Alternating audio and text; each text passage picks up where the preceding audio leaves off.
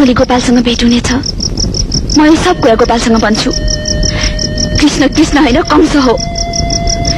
दोस्त ती सबको छ जसले जानी नजानी मलाई तिम्रो बिहेहरूसँग भएको कुरो लगाएर जबरजस्ती कृष्णसँग बिहे गरेर पठाए।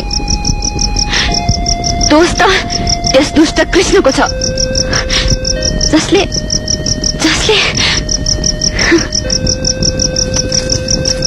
राधा, तैले यी सब कुरा गोपालसँग भनिस् भने परिणाम के हुन्छ? के उसले आफू चोखिन नाटक गरेको भन्ठान्दैन? विश्वास गर्ला? कुनै हालतमा पनि गर्दैन। गरिहाले पनि परिणाम के हुन्छ? ऊ त मायाले जस्तो चुप लागेर अवश्य बस्दैन। ऊ त इन्सपेक्टर हो। ऊ त्यस दुष्ट कृष्णलाई कारवाही गर्न अगाडि बढ्नेछ। कुरो गाउँभरि फैलिनेछ। अनि त बम्बईको वेश्यालयमा पुगेर फर्केकी, घर किन काटकी।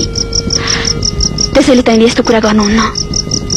कसैसँग पनि मम्मी लुकाएर राख यी सब कुरा। अन्यथा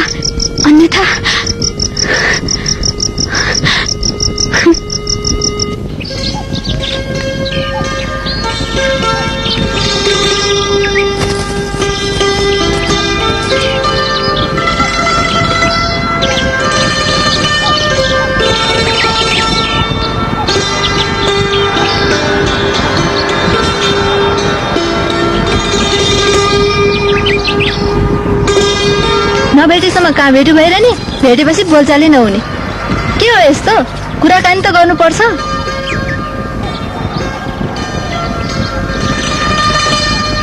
एरात्तै म पनि खस्ती बार त मै भए होला होइन। लौ कुरा गर, म गएँ। माया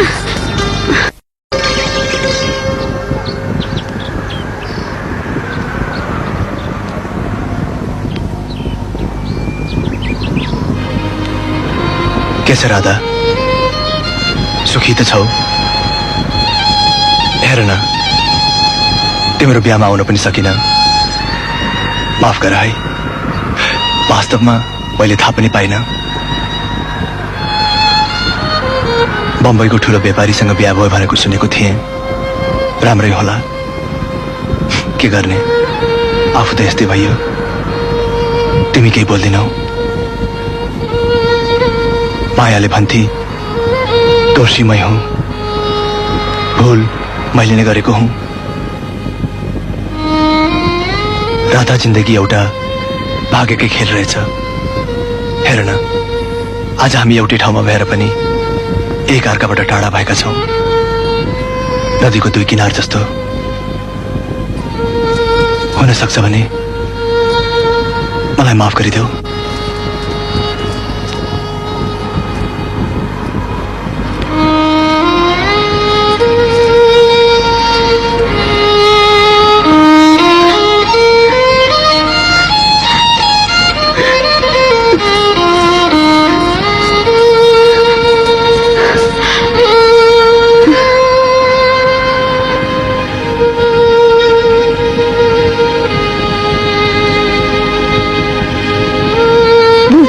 भयो गोपाल, तिमी निरपराध छौ। तिमी त आफ्नो बाछामा अटल रह्यौ, ध्रुव तारा जस्तै। बरु मैले नि तिम्रो प्रतीक्षा गर्नमा अटल रहन सकिन।